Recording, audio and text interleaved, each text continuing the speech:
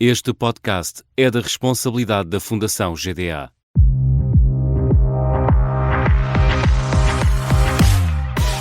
O que sabem os artistas e o setor cultural sobre fundos europeus? Quais os truques e as dicas que podemos partilhar para alcançar o tão desejado financiamento? Isto não é mais um podcast. São conversas inspiradoras sobre financiamentos europeus com o objetivo de quebrar mitos e passar à ação.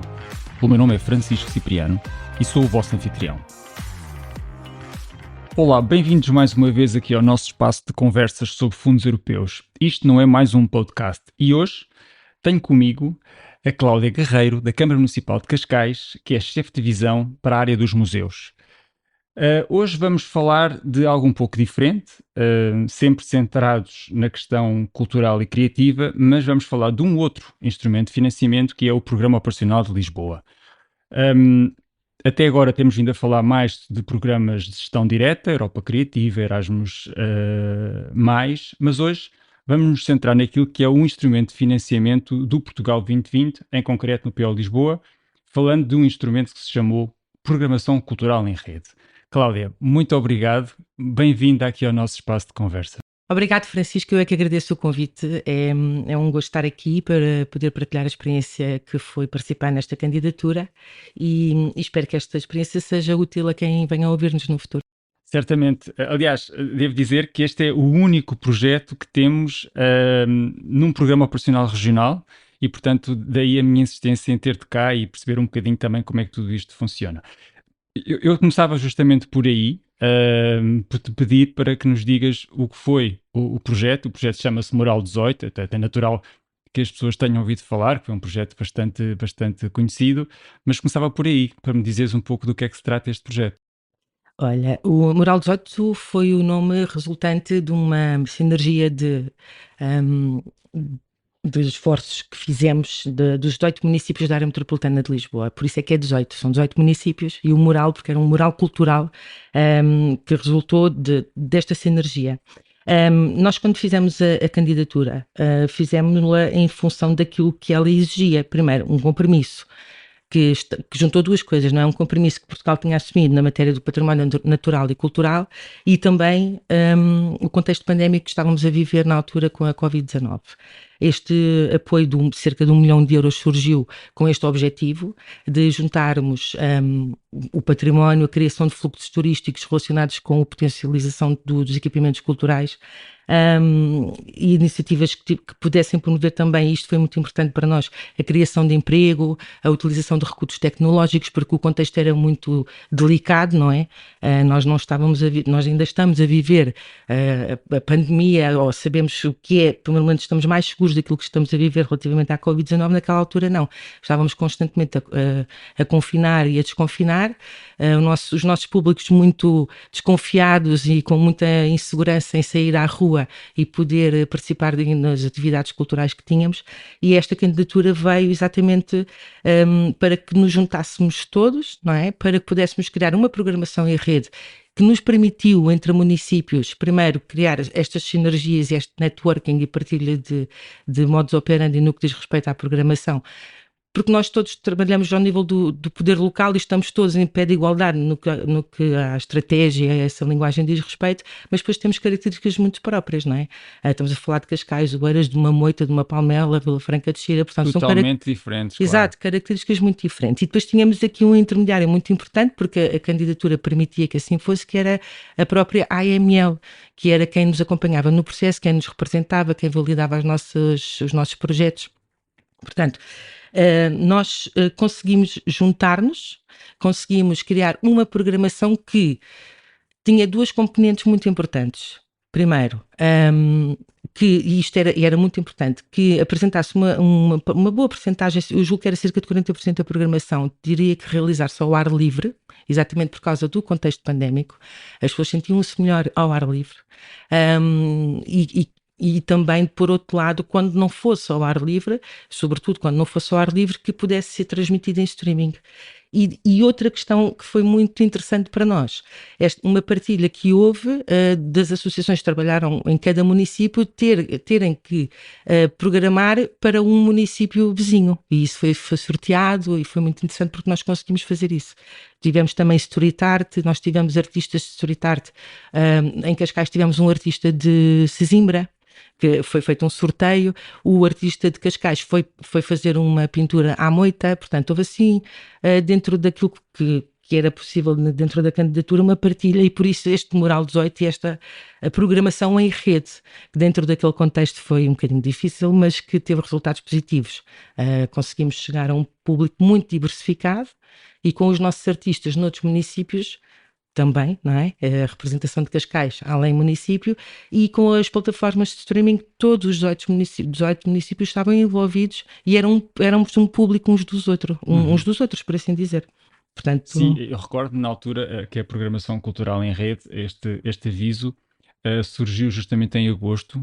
Foi assim uma correria. Eu lembro-me que as pessoas estavam todas espantadas, não é? Porque no fundo se ter aberto esta possibilidade, mas ao mesmo tempo assustadas. Foi um aviso que acabou por ocorrer em agosto. Sim, em duas fases. Primeiro até dia 8 de agosto, não é? Eu com as equipas já entrar em modo de férias e todo o apoio que é necessário para uma candidatura desta natureza. Já com recursos muito limitados, e depois houve um prolongamento até dia 31 de agosto que me fez passar as férias a trabalhar naturalmente a mim e a uma parte das pessoas que estavam envolvidas nesta candidatura. E como é que foi, da minha equipa. Preparar a candidatura com os parceiros, com a AML, no contexto da Câmara Municipal, não é? Que é também um assunto também que nos interessa aqui explorar um bocadinho. Dentro do contexto da Câmara Municipal de Cascais e dentro do contexto desta candidatura em concreto, foi muito fácil. Os parceiros que nós tínhamos foram parceiros naturais. Primeiro porque nós temos trabalha connosco há muitos anos a Fundação Dom Luís I, que é uma fundação de interesse público que está há mais de 25 anos em Cascais e é, como o Sr. Presidente da Câmara costuma dizer, o braço armado para a área da cultura. A Fundação Dom Luís I é responsável pela gestão da Casa das Histórias Paulo Rego, pela conservação da coleção da pintora, pela gestão do Centro Cultural de Cascais e pela gestão cultural e programática de todos os equipamentos culturais do bairro dos Museus. Não sei se conheces. Sim, conheço. Mas nós criámos conceptualmente o bairro dos museus. Foi a Fundação Dom Luís I responsável pela criação desse conceito, resultante de um perímetro geográfico natural, onde estão muitos equipamentos culturais, que mais recentemente juntou-se ao Museu da Vila, portanto começa lá embaixo na Baía de Cascais. Temos também a Galeria da Presidência da República e depois vamos até à Casa Paula Rego por um lado e pelo outro até ao Fórum São Jorge de Taves. Um circuito natural, e foi criado então este conceito em parceria com a Fundação Dom Luís I, que é fundamental no trabalho que nós desenvolvemos diariamente. A candidatura assim permitia que a Fundação se juntasse a nós como parceiro, não tivemos qualquer dúvida sobre isso. O terceiro parceiro, que a candidatura obrigava, o segundo, nós éramos quem titulávamos a candidatura, tínhamos que ter 2 parceiros. Portanto, o segundo foi também uma escolha muito natural, que é a Associação Destreza Cinzenta, que tem a Companhia Teatro Palco 13, que já trabalha connosco há mais de 10 anos e que tinha uma particularidade em relação às outras que se encaixava perfeitamente nesta exigência desta candidatura, que é, desenvolve toda a sua atividade no auditório Fernando Lopes Graça, que fica integrado no Parque Palmela, que é um espaço ao ar livre. Portanto, perfeito para este contexto. Exatamente. Se cerca de 40% da programação desta candidatura devia ser feita ao ar livre, nós tínhamos as condições perfeitas, porque ao ar livre é quando decorre toda a programação do auditório de abril a outubro, com uma plateia rodeada de árvores com cerca de 800 lugares, e quando não é possível fazer isso, que é de outubro a abril, não é? Fechamos o auditório e temos uma plateia coberta, não de 800 lugares, muito menos, mas temos uma plateia coberta. Portanto, foi aqui uma conjugação natural e para nós foi muito fácil de escolhermos os nossos parceiros, por assim dizer, e também foi muito fácil trabalhar com eles, naturalmente. Depois surge então, nós organizámos, cada município organizou-se e depois, claro, iniciou o processo complicado e burocrático que caracteriza qualquer candidatura desta natureza, mas sempre ali com o norte da AML, que era quem estava a conduzir, era o maestro da banda, assim por assim dizer. E o que é que sentes que foi mais, vamos dizer, complexo? A elaboração da candidatura ou o processo de gestão? Eu penso que eram 2 anos, não é? São projetos a 2 anos. São projetos de 2 anos, mas está concluído. Está concluído. O que é Sim, que da foi mais nossa parte está penoso? concluído. Foi de facto a elaboração da candidatura ou foi a parte depois de gestão de todas estas atividades? De uma experiência pessoal, não é? E é isso que eu estou a falar. Eu acho que foi mesmo o processo de elaboração da candidatura, porque lá está, nós somos 18 municípios, não é? Nós estamos todos em pé de igualdade quando estamos a falar de uma gestão ao nível local, com um executivo que determina uma estratégia e nós estamos apenas a executar uma estratégia, não é? Mas temos timings muito diferentes, não é? A Câmara de Cascais, e eu estou a falar da minha casa, mas eu acho que isto é facilmente compreendido para quem acompanha o trabalho que é feito pelas autarquias aqui na AML.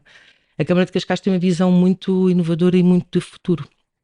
E isso obriga-nos a trabalhar a um ritmo muito diferente daquele que eu encontrei nos outros municípios. Portanto, aconteceu várias vezes no processo de candidatura nós estarmos reunidos e com timings completamente diferentes, não é? A própria AML teve alguma dificuldade em colocar a plataforma de comunicação cá para fora, porque aquilo que aconteceu foi uma coisa tão simples que pode também acontecer durante um processo de candidatura, que é uma submissão numa plataforma num segundo a seguir e já não para fazer um concurso de contratação, já não se conseguiu fazer naquele tempo, já tivemos que abrir uma nova data e isso atrasou o processo todo. A mim, particularmente, não é? Que estou habituada a trabalhar numa máquina, a Câmara de Cascais é uma máquina que trabalha por si só e autónoma, fazia-me criava-me alguma dificuldade de gestão os tempos em que as coisas aconteciam. Portanto, deste ponto de vista, porque isto fez tudo parte da construção da candidatura, daquilo que dizia respeito a cada município e a nós do processo administrativo e da apresentação do projeto, isso para nós é fácil, é burocrático, mas é fácil, não é? Não é difícil, é seguir o checklist e pronto. Mas depois quando somos 19 vozes a falar, os 18 municípios mais a AML, tornou-se mais difícil. Quando nós estamos a falar da gestão e da concretização, é fácil também. Para nós foi fácil, porque é mais um projeto que estamos a executar. Quando há planeamento, Francisco, não é difícil depois a execução. Não é? É tão verdade o que estás a dizer. E eu acho que isto faz toda a diferença. E há outra coisa muito importante também, que é quando nós partimos para uma candidatura, temos de ter consciência que não estamos a dar um passo maior do que a perna, não é? E muitas vezes acontece também as entidades lançarem-se em candidaturas que estão a dar um passo maior do que a perna e não conseguem fazer um planeamento adequado àquilo que é depois um processo de execução.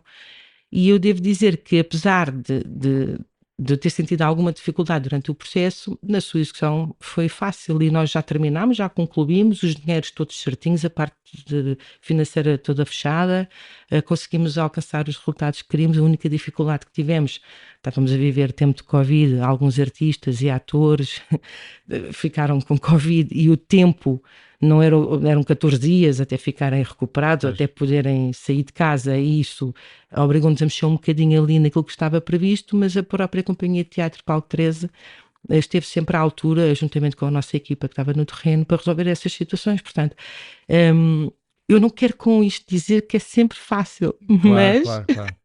nós estamos muito organizados para que eu possa dizer que foi fácil. Ok. E em termos de resultados, olhando, foi uma altura muito difícil para todos, não é? Mundialmente, para o país em particular, para o setor cultural e criativo também em particular. Em termos de resultados práticos, como é que saldas a candidatura em termos do que aconteceu no vosso município, tendo por base esta proposta? É um saldo positivo. Esta candidatura permitiu uma coisa que nem todas as candidaturas permitem, que é a contratação de recursos humanos. Não é? Permitia-nos isso, e a contratação de recursos tecnológicos também era muito importante naquela altura. Nós tínhamos temos que pensar que não tínhamos nada, não é? Esta associação com a Companhia Palco 13 estava completamente parada, fruto de estarmos todos confinados, e de repente temos alguém que nos diz: não, mas nós ajudamos a sair, não é? E a conquistar os públicos. Isso foi importante porque, de um ponto de vista geral, aquilo que aconteceu no nosso país foi as tecnologias passaram a ocupar a conviver em todas as áreas com todas as pessoas, não é? Aliás, e ainda bem, porque houve coisas que ficaram, não é? Agora já não há nenhuma conferência que não tenha também uma transmissão online, nenhuma conferência presencial. E isto para nós foi até um teste à nossa capacidade de resistência de ter auditórios vazios e a transmitir online, não é? Termos atores a representar com auditórios vazios porque não podiam decorrer em espaço fechado, mas estávamos a transmitir em streaming e conseguimos perceber que chegávamos, devido exatamente ao facto de estarmos a trabalhar em rede, a pessoas que estavam na margem sul, que estavam noutros locais, porque lá estás, foi um conjugar de forças para que esta rede de facto funcionasse. E eu costumo dizer que qualquer euro que venha para a cultura é bem-vindo, não é? E às vezes as pessoas julgam pela quantidade de euros a que se estão a candidatar, não vale a pena. Não, qualquer euro é bem-vindo. E naquela altura foi uma lufada de ar fresco para uma companhia de teatro que estava sem público, não é? Nós cumprimos sempre na Câmara Municipal de Cascais com os protocolos que tínhamos, tendo havido atividade ou não. Na área do teatro, na área da música, na área da dança, nós cumprimos sempre com esses protocolos durante aquele tempo. Mas esta foi uma lufada que permitiu também estimular a criatividade de quem estava envolvido. Vamos agora repensar na nossa programação cultural de acordo com o contexto que nós estamos a viver. E uma coisa e tu sabes, porque eu escrevo e tu também escreves, uma coisa é nós escrevermos para falarmos, outra coisa é nós escrevermos para alguém ler. E a representação é igual, não é? Uma coisa é ser escrita uma peça de teatro, ser feita uma representação com um público que tem uma interação, há momentos-chave em que sabemos que o público vai reagir, e outra coisa é estar a representar para uma câmara e não deixa de ser teatro e não há ali o calor humano que o teatro exige que exista. Portanto, foi tudo positivo. Foi o facto de podermos garantir emprego às pessoas que estavam em casa sem fazer nada, que de repente viram um tapete puxado e estavam em layoffs, e algumas nem em layoffs estavam, porque as condições na área da cultura ainda são muito precárias. Conseguimos pelo menos respirar fundo e saber que durante os meses aquelas pessoas estavam garantidas. Conseguimos reorganizar a nossa programação e chegar a outros públicos e incluir aqui os recursos tecnológicos como uma ferramenta fundamental para os tempos que estávamos a viver. E com isto, quando passámos a poder fazer as atividades ao ar livre, as pessoas já sabiam o que é que se estava a falar, não é? E foi interessante que começaram a vir e para nós foi uma alegria. Portanto, o saldo é todo positivo. É todo positivo. É curioso, eu tenho um sentimento muito idêntico. A programação cultural em rede ocorreu em todos os programas regionais do continente, portanto, Norte, Centro, Lisboa, Alentejo e Algarve, com diferenças, mas ocorreu em todos os 5 POs regionais. E o que tu me descreves é muito o sentimento daquilo que eu ouço algumas autarquias a descreverem. Muitos festivais de verão, muita coisa que ocorreu de facto pela existência deste aviso de programação cultural em rede. O que me transporta aqui para outra pergunta, que é o lastro que isto deixou na Câmara, com vontade de fazer mais projetos com cofinanciamento europeu. Temos um Portugal de 2030 a chegar que não sabemos bem o que é que nos traz. Não sabemos se vai haver alguma coisa numa área parecida com a programação cultural em rede. Como é que ficou, vamos dizer assim, o teu serviço ficou com vontade de fazer mais projetos europeus?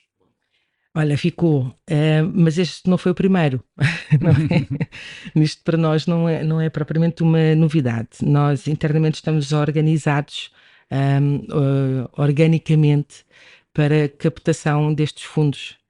Nós, nas nossas áreas de intervenção, designadamente aquelas que são consideradas as prioritárias atualmente, estas coincidem com as prioridades do PRR, do PT 2020, do PT 2030, e o corpo que esta área dentro da Câmara ganhou com a última reorganização orgânica diz tudo.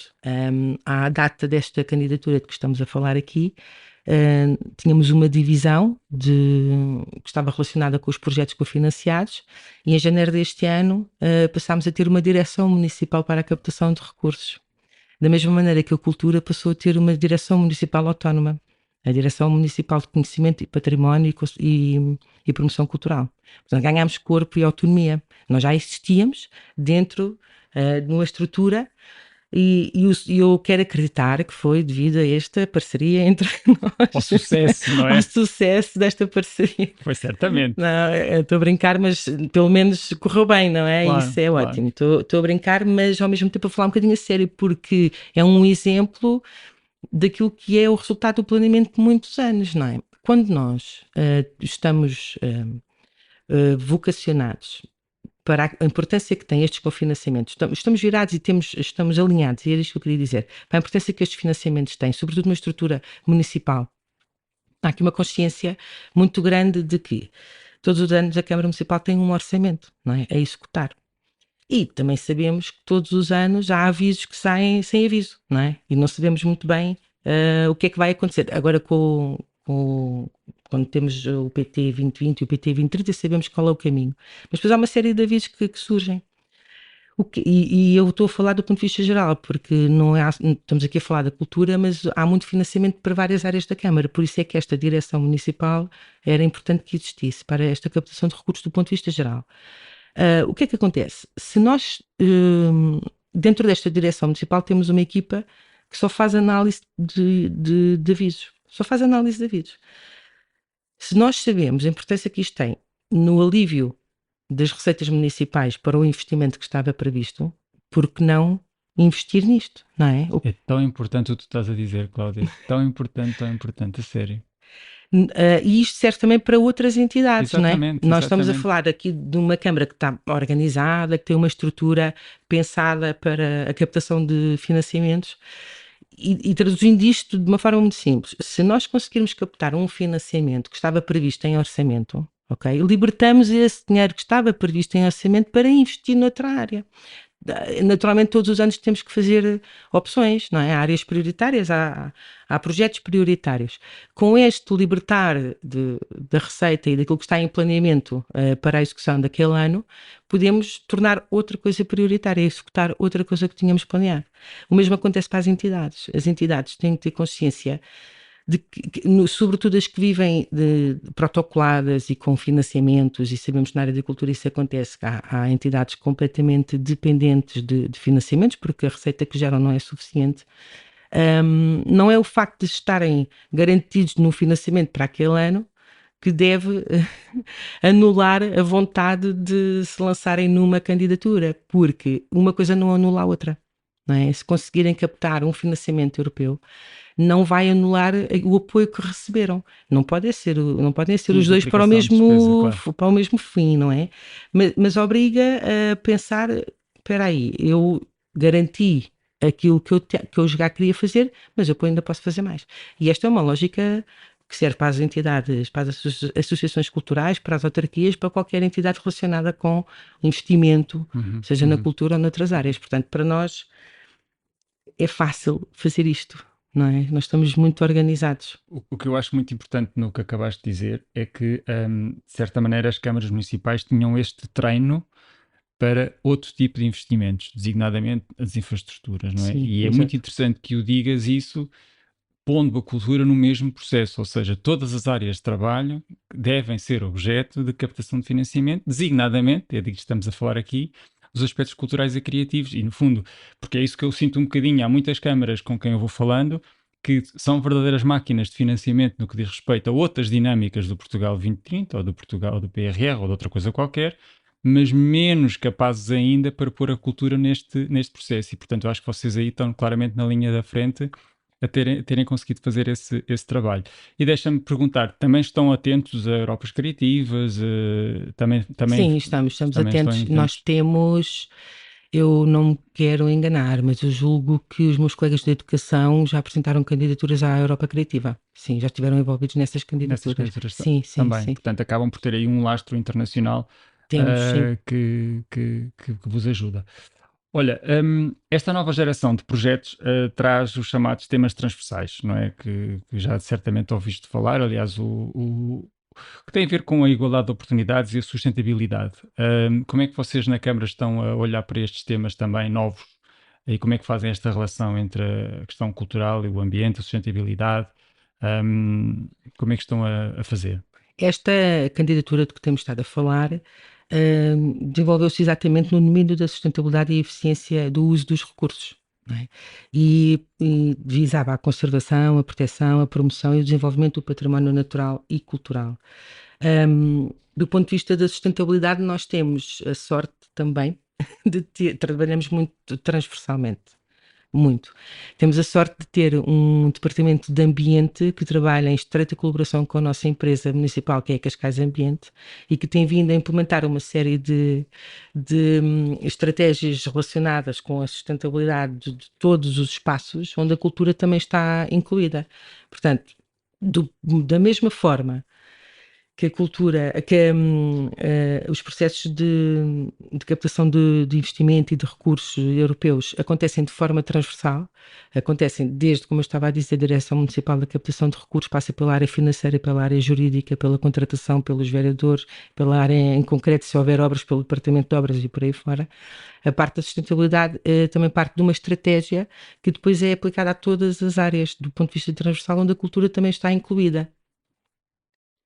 Não, mas é fundamental e isso cada vez eu acho que vai ser mais. Eu acho que vamos ser chamados a responder a estes temas e quando formos ver com atenção os avisos do Europa Criativa, por exemplo, vamos ver que estes temas vão ser temas e, portanto, é ótimo que o façam dessa forma porque já estão também um bocadinho à frente. Vou fazer aqui uma pergunta traiçoeira.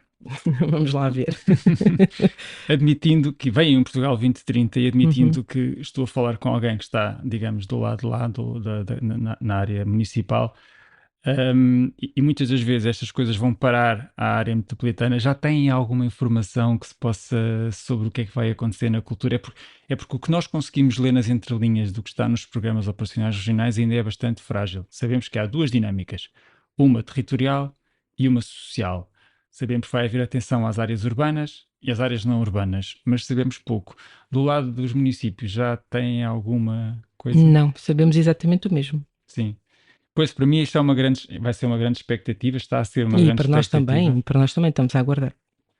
Porque ainda por cima, tanto Cascais na região de Lisboa, ainda acaba por ficar um pouco mais fragilizado, que é um programa que sabemos que é um programa pequeno, mas no fundo tenho esta esperança de que se consiga manter esta lógica da programação cultural na rede que foi tão positiva para a cultura.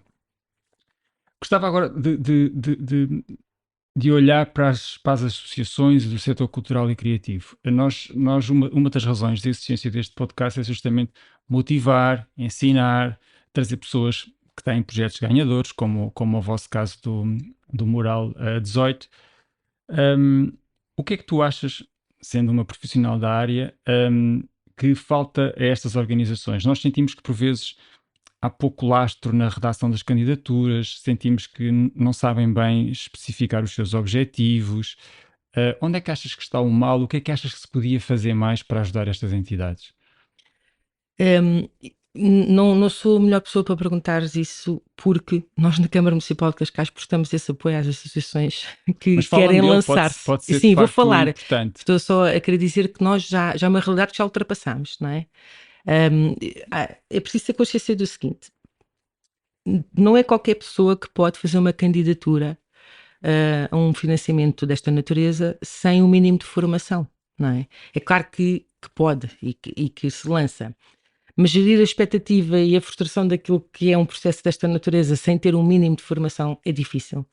Dentro das associações que sabemos que nem sempre estão organizadas de forma estrutural a pensar nisto, ainda há bocadinho eu disse, a Câmara de Cascais pesquisa os avisos, divulga os avisos e depois envolve a contratação, a área jurídica, o financeiro, não é? Portanto, qual é a associação que está estruturada a este nível? Nós sabemos que a maior parte não estão. E quando surge a vontade de fazerem uma candidatura, também muitas não estão preparadas para perceber que este grupo deve ser um grupo multidisciplinar, não é? E eu já assisti, já percebi, e pelos exemplos que nos chegam a Cascais, que é difícil terem consciência de que aquilo não é só preencher papéis, não é? É um preenchimento especializado de formulários e de apresentação de projetos e de, muitas vezes de orçamental e por aí fora. Portanto, eu acho que era importante as autarquias também abrirem-se à comunidade e procurarem ajudar e autonomizar, ajudar a formar, não é? E autonomizar as associações, porque isso também acaba por vir a libertar algum do investimento que é feito. E eu acho que isso era fundamental para começar. Depois as próprias associações e que querem lançar-se nisto, terem consciência daquilo que eu já disse há pouco, que é importante, é difícil conseguir à primeira. Há uma série de vírgulas no processo que dificultam que ele aconteça de forma linear. É importante ter consciência de que às vezes é demais para aquilo que é a dimensão da associação em concreto, mas por outro lado também é importante passar pelo processo para limar arestas e da próxima vez estar mais preparado e perceber, espera aí que da outra vez aconteceu-nos isto, não vamos cometer o mesmo erro. Mas em primeiro lugar também perceber que há parceiros que já passaram pelo mesmo, não é? E promover um networking nesse sentido. Às vezes há uma dificuldade muito grande, Francisco, de encontrar parceiros para apresentar propostas, não é? Para apresentar candidaturas. Por anúncios, procuramos isto, procuramos um parceiro e sobretudo, porque são os motores, são os agentes locais destas máquinas, que são as autarquias, procurar ajuda próximo das suas autarquias. Quando as autarquias, porque sabemos que nem todas têm esta máquina montada como aquela que eu descrevi da Câmara Municipal de Cascais, mas quando as autarquias não têm essa abertura, é bater a outra porta, porque há muitas entidades que podem ajudar a formar e autonomizar as entidades. Eu não sei se respondi à tua pergunta, se era isto que tu querias saber. Sim. Era um pouco isso, porque eu também sinto isso. Eu acho que do lado de Cascais vocês dão uma boa resposta. Tenho presente que até fizeram algumas ações de formação para. Sim, fizemos Fala-me para. um bocadinho disso, que eu acho que é tão interessante. Foi da área da formação que também ganhou corpo com esta nova reestruturação orgânica. Nós chamámos as associações e analisámos as suas necessidades, as suas fragilidades. Elas pediram-nos ajuda, não é? Mas quando nós começámos a perceber que haviam associações que precisavam de ajuda, decidimos chamá-las todas. Não é? E envolvemos também, e isto é importante, como aconteceu agora com esta candidatura que temos estado a falar, envolvemos como parceiro uma associação que estava a trabalhar connosco na área criativa e do teatro. Acontece também na área do desporto, na área da educação, tudo o que é associativismo local. E criámos programas de formação exatamente nesse sentido, para que todos partissem do mesmo ponto e mesmo pé de igualdade, daquilo que nós podemos oferecer como ferramentas, mas é difícil, Francisco, num processo formativo, sem depois colocar em prática, que as pessoas se autonomizem, é algo que leva tempo, não é? E mais uma vez, tem que ser planeado e tem que ser feito um investimento, leva tempo, mas nós acreditamos que já estão um bocadinho melhores do que estavam antes desta iniciativa que tivemos. Sim, é um passo de cada vez. Exato. Olha, e do lado de cá, e agora quando digo do lado de cá, e nós temos estruturas a funcionar em Portugal muito bem, temos os desks ou os pontos de contactos da Europa Criativa, que se multiplicam em eventos, temos os pontos de contactos do Horizonte Europa, temos os colegas do Erasmus+, este próprio podcast e todo o trabalho de formação que a Fundação GDA tem feito nesta área, com os seminários, com os workshops, e que vamos continuar a fazer, as conversas dedicadas que também fazemos para quem nos quiser vir bater à porta. O que é que tu achas que nós podíamos fazer mais para ajudar a que as associações culturais e criativas participassem em mais projetos europeus? Eu acho que é uma questão de cultura, não é? Cultura na cultura. A cultura da cultura, não é? Falta um bocadinho o fomento de uma cultura para esse fim. A cultura em Portugal é um bocadinho o parente pobre das prioridades do Estado Central, como nós sabemos, não é?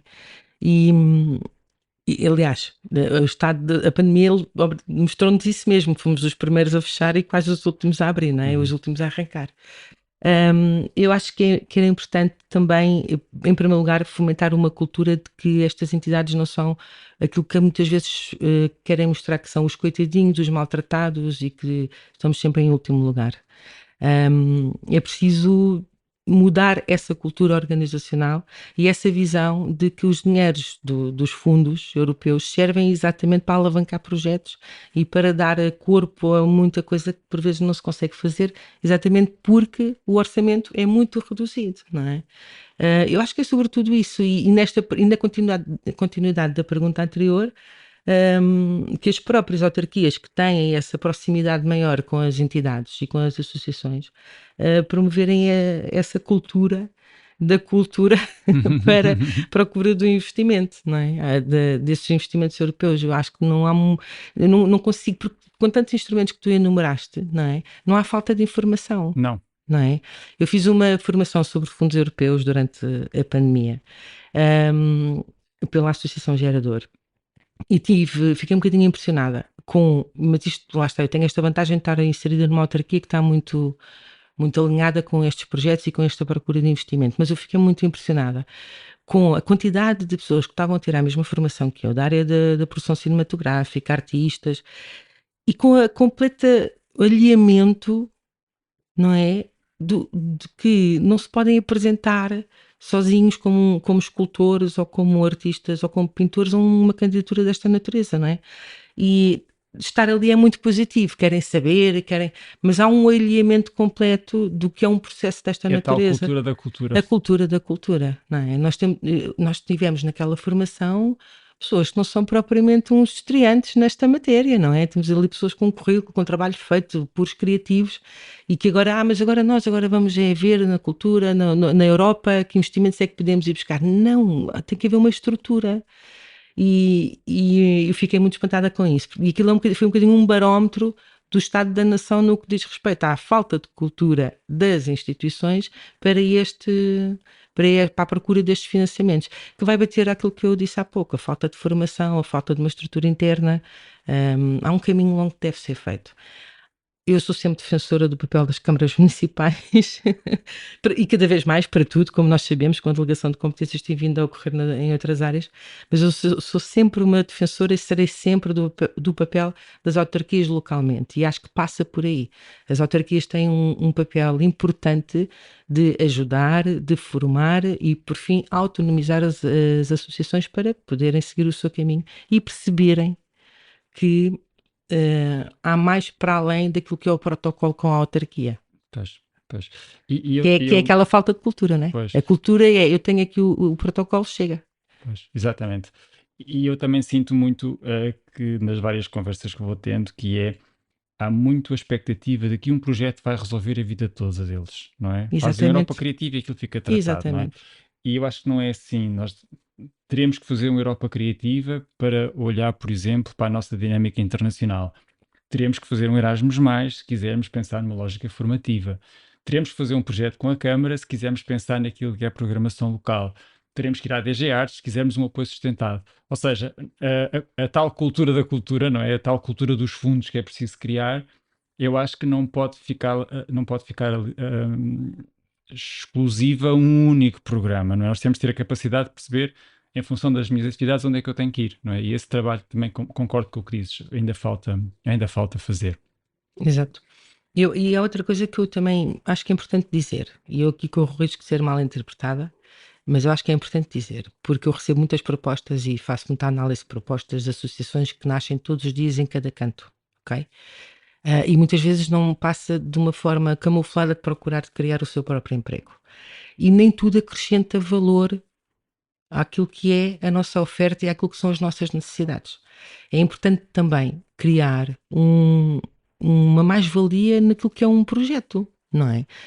Em que é que somos diferentes, em que é que nos distinguimos, claro, em que é que não é? nos distinguimos, Qual é o valor não que é? acrescentamos? Não é olhar para o lado, aqueles senhores fizeram um festival de música sei lá, do Eletrónica, ou o que seja. ou do trance, ou não sei, ali no jardim foi o máximo, então nós vamos fazer um festival de fado. Não é só isto que importa. Vamos lá ver, e eu reforço, não quer ser mal interpretado, Claro. mas são muitas as tentativas de criação do seu próprio emprego nas propostas que me chegam, não é? E não sou contra isso, já disse. Fiquei muito contente com o facto desta candidatura permitir contratar recursos humanos, que é difícil e que as candidaturas o permitam, mas quando se criam associações, quando se criam projetos, tem que se criar um valor acrescentado àquilo que já existe. É preciso olhar para o mercado, há nichos de mercado ainda na área cultural que podem ser explorados. É estar atentos, tu agora falaste da sustentabilidade, aliar a cultura a outras áreas, é uma mais-valia, vem acrescentar valor, e e diferenciar-se daquilo que já existe, porque... Estou-me a lembrar, desculpa interromper-te, só por uma graça, o segundo ou terceira pergunta dos formulários, a regra é: explique-nos porque é que o seu projeto é inovador. Exato, e não, é uma grande dificuldade, não se consegue, é difícil responder a isso, é muito difícil, e quem analisa candidaturas ri-se, não é? Porque é difícil de facto encontrar algo inovador na maior parte das propostas que são apresentadas. Esta, em concreto, o Mural 18, o que é que foi inovador aqui? Foram 18 municípios estarem a trabalhar em rede. Não me lembro de termos feito isto nestes moldes, não é? Eu já trabalho na cultura há 24 anos, portanto, foi inovador e, claro, juntou aqui uma série de coisas, a questão da pandemia e termos encontrado uma proposta e uma solução para todos, mas isto foi inovador. Não estou a comparar isto com as associações locais e é preciso deixar claro para quem nos está a ouvir. Nós não tivemos nada de extraordinário naquilo que nós em Cascais, daquilo que é a nossa programação habitual com esta companhia Palco 13. Nós o que tivemos foi a capacidade de trabalhar em rede, de chegar a outros públicos e de chegar a quem estava em casa, porque isso também era importante, ter capacidade de chegar a quem estava em casa, não é? Por causa da Covid-19 e dos confinamentos. E conseguimos atingir estes objetivos. E as associações devem ter consciência de que os processos de candidato, cultivar a cultura interna e cultivar este mindset, não é? De que uma candidatura não pode ser feita por uma pessoa, tem que ser feita de forma multidisciplinar. Perguntar, pedir ajuda, partilhar experiências e dizer, bater à porta da autarquia local, temos este projeto, a própria autarquia, com a experiência que tem, pode dizer logo: este projeto, sim, olha, acrescenta aqui, acrescenta ali, porque nós fazemos isso naturalmente, não é? Quando alguém nos vem apresentar alguma coisa, então para a DG Artes, que é o mais comum que nos Sim, pedem-vos as pedem, cartas de apoio, não pedem-nos é? as cartas de apoio, nós fazemos uma avaliação daquilo que é o apoio que nós damos, que não estou a falar de um apoio financeiro, nós Sim, o damos tal apoio em muitos apoios. espécie. Sim, há muito tipo de apoio que é dado. Por exemplo, a utilização dos nossos auditórios podem ser alugados. A utilização de um auditório sem aluguer é um apoio muito importante Claro, para ensaios, por claro. exemplo, não é? Pronto. E eu acho que é por aqui, Francisco. Não sei se respondi à tua pergunta mais uma Sim, vez, sim, mas eu acho respondeste. que é um bocadinho por aqui que as associações devem ir. Olha, vou fazer só colocar apenas mais uma questão que eu acho que de certa maneira já foi respondida, mas é sempre a minha última pergunta, portanto eu vou fazer a mesma. E a pergunta é: qual era o conselho que davas a uma associação ou uma entidade que queira começar a concorrer a programas de financiamento europeu? Com a tua experiência, o que é que lhe dirias? Um conselho, se calhar é mais uma forma de motivá-los, sim? Pode Por ser. aí, pode ser por aí? Uhum. Pronto. Eu acho que vivermos num país onde o orçamento de Estado para a cultura não chega a 1%, é uma grande motivação para se candidatarem a tudo aquilo que for possível de investimento nesta área, não é? Esta é a primeira motivação de todas. Depois, aquilo que eu já respondi há pouco, já disse há pouco, é uma forma de captar financiamento que não se sobrepõe a outros financiamentos que tenham ou protocolos com autarquias, não se sobrepõe. Permite alargar o leque daquilo que é o trabalho desenvolvido, permite alargar as equipas de trabalho, porque depois as coisas não se podem esgotar ali, não é? Como é óbvio. Não é propriamente um conselho, é não desistam, porque vale a pena, não é? É motivador quando conseguimos o primeiro financiamento para o nosso projeto, o primeiro reconhecimento da Europa, neste caso estamos a falar de projetos europeus, para o nosso trabalho. E por mais desmotivante que seja o processo em si, porque numa candidatura nós dependemos sempre de terceiros, não é? Há sempre coisas que temos que apresentar que dependem de terceiros. Um orçamento tem que ser apresentado, depende de quem vai apresentar no orçamento, mas não desmotivem, porque vão ser muitas os pontos e vírgulas durante o processo. E não desmotivem, não se distraiam também com as submissões, com as datas, com os segundos, com tudo, com as plataformas, que isso também pode ser muito frustrante. Portanto, primeira ideia, de acordo com o estado da nação para a cultura, há aqui uma porta de fuga, por assim dizer, para procurar investimentos e para procurar financiamentos. E procurem sempre ajuda. É muito importante ter esta noção de que não sou só eu que estou a trabalhar, tenho ali alguém que também está a fazer o mesmo, que já passou pelo mesmo, e no futuro como é que podem agradecer? Ajudando outros colegas que vão iniciar o processo também. Nós temos portas abertas para isso, portanto, nos nossos parceiros locais. E é importante também, outra coisa que tu disseste há pouco, a Fundação GDA faz um trabalho extraordinário no apoio aos artistas, na disseminação daquilo que é informação sobre as ferramentas existentes para esta área. Há muita formação também e que é preciso procurar e temos que começar por algum lado e é por aí que devem começar. Não desistam, a cultura da cultura é um desafio também e às vezes é difícil quando temos administrações difíceis que não percebem bem o que é que estão, porque é que vale a pena fazer isto, mas vale sempre a pena fazer isto, eu digo sempre, seja 1 euro, sejam 100 euros, 1000 ou 1 milhão, para a cultura é sempre de ir à procura. Cláudia, muito obrigado. Foi um gosto falar contigo. Acho que passámos muitas mensagens importantes e, sobretudo, inspiradoras. Obrigado. Obrigada, foi um prazer estar aqui. Obrigada. Obrigado por estarem desse lado e até uma próxima conversa. Prometemos continuar a dar informações sobre financiamentos europeus para a arte, cultura e criatividade e a partilhar convosco mais projetos inspiradores. Este podcast é uma iniciativa da Fundação GDA no âmbito da formação e desenvolvimento. Estamos juntos, no mesmo palco.